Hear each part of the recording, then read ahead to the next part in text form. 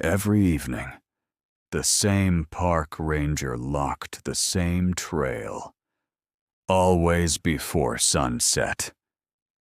At first, I thought he was just being overly cautious. By the next morning, I wasn't so sure. Last October, I spent a weekend hiking in one of the largest national parks I'd ever visited. Nothing remote, nothing abandoned. There was a visitor center, campgrounds, marked trails, families everywhere. It was the kind of place where you expected to see children feeding ducks, not hear ghost stories. The trail I wanted was called West Trail. According to the map, it had the best overlook in the park. About a 3-hour hike. I reached the entrance a little after 4 in the afternoon. The sun was still high. There had to be at least 2 hours of daylight left.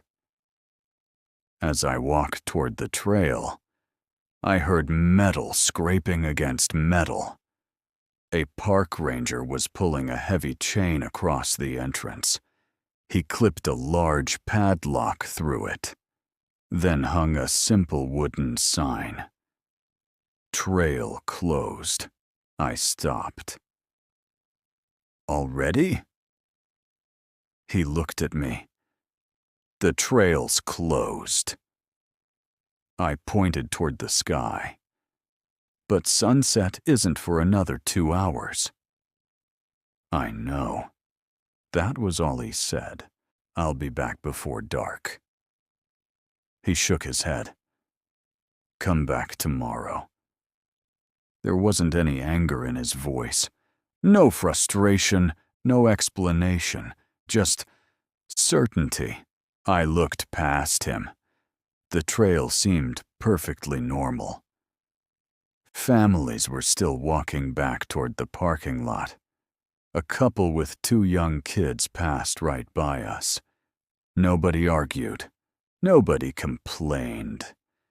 They simply nodded to the ranger and left. Like this happened every day, I finally gave up. There wasn't much else I could do. A few miles down the road, I found a small roadside motel. The woman at the front desk asked which trail I'd planned to hike. West Trail. She smiled. You got there too late? Apparently. He closed it already. She nodded. He always does. I laughed. Doesn't anyone complain? Not anymore. That answer stayed with me. Not because it sounded mysterious, because it sounded completely ordinary. Like everyone in town had accepted a rule that nobody bothered explaining anymore. The next morning, I arrived just after sunrise. The chain was gone. The ranger was unlocking the gate. He recognized me immediately. Morning. Morning. I looked down the trail. It was beautiful. Golden leaves. Morning mist. Birds everywhere. Nothing looked dangerous. Nothing looked unusual. I spent almost 6 hours hiking, photographed deer, crossed 2 streams, ate lunch at the overlook. It turned out to be one of the best trails I'd ever walked.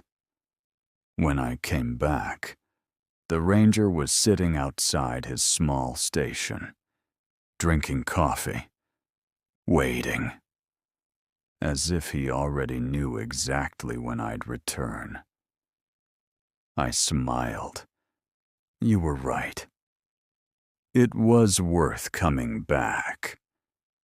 He nodded once, then looked at his watch. Without saying another word, he stood up, picked up the chain, and started walking toward the trail entrance again. I checked my watch. 4:31. There was still plenty of daylight. The ranger carried the chain over one shoulder, slowly, without looking at me. I caught up to him. "Can I ask you something?" He stopped walking. "For 23 years, you've closed this trail before sunset. Why?" He looked past me, toward the trees, then back at me. "You made it back." "I did. That's what matters." Then he kept walking. I stood there for another moment, trying to decide whether he was avoiding the question or answering it. That afternoon, I drove into the nearest town for lunch. There wasn't much there. One gas station, a diner, a small grocery store, the kind of place where everyone seemed to recognize everyone else. While paying for lunch, I casually mentioned West Trail. The waitress smiled. "You hiked it? This morning? Beautiful place." "It is." Then I asked, "Why does the ranger close it so early?" Her smile faded, only slightly. "He always has." "But why?" She shrugged. "I've never asked." Later, I stopped for gas. The older man behind the counter noticed the park map on my passenger seat. "First visit?" "Yeah." "I hiked West Trail today." He nodded. "Good." "I almost missed it yesterday." Another nod.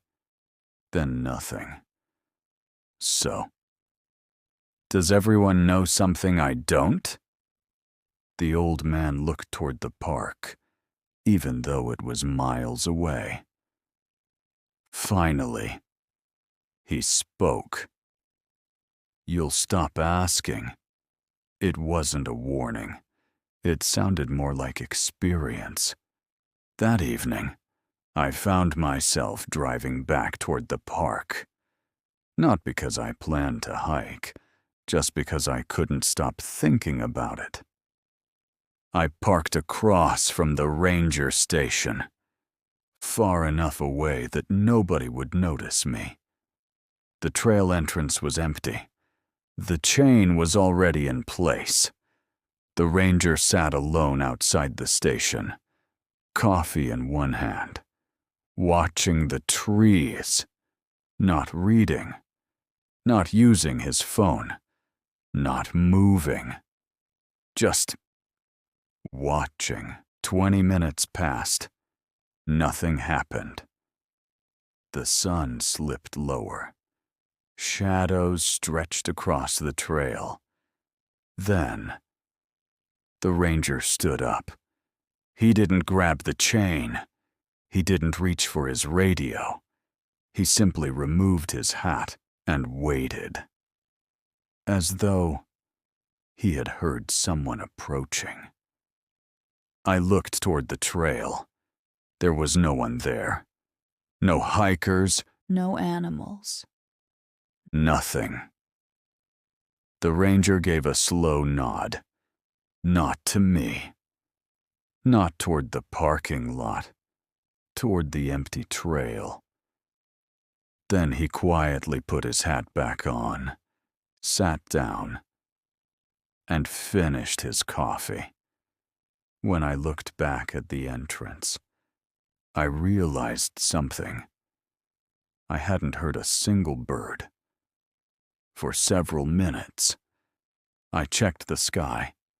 The sun hadn't set yet.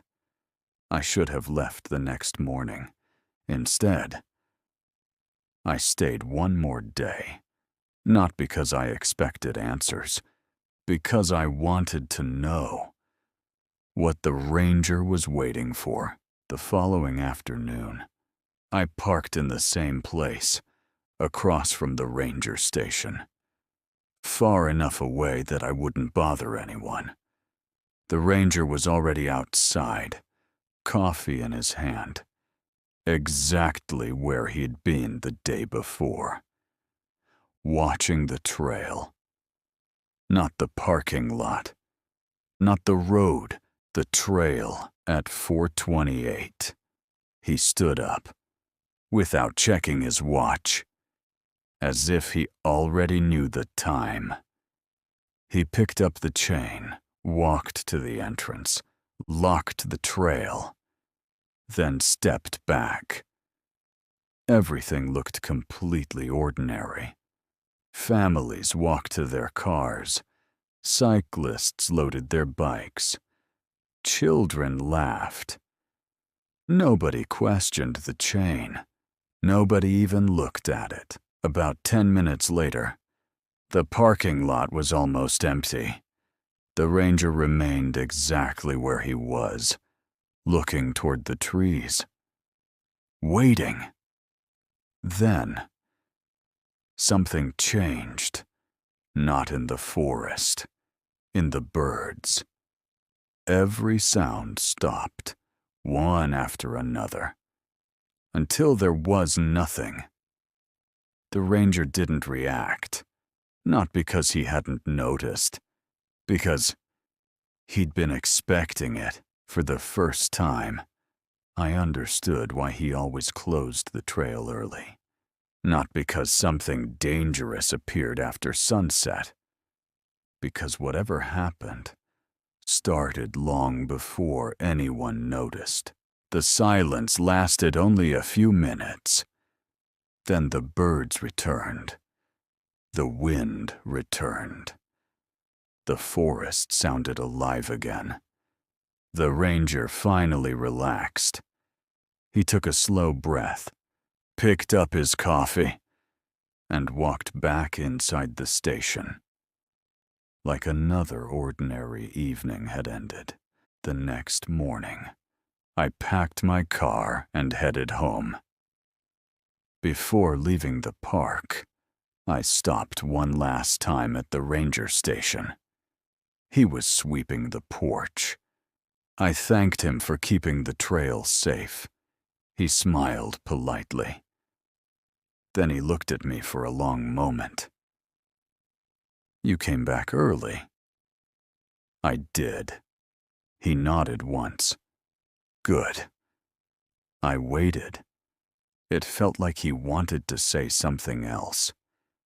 Instead, he looked past me, toward the trail, then quietly said, "Drive safe." I never visited that park again. Sometimes, I think the ranger never knew what caused the silence either. Maybe he didn't believe in monsters. Maybe he didn't believe in anything. Maybe after 23 years, he had simply learned one thing. When the forest becomes too quiet, you don't ask why. You make sure nobody is still inside. Thanks for watching. Sleep well.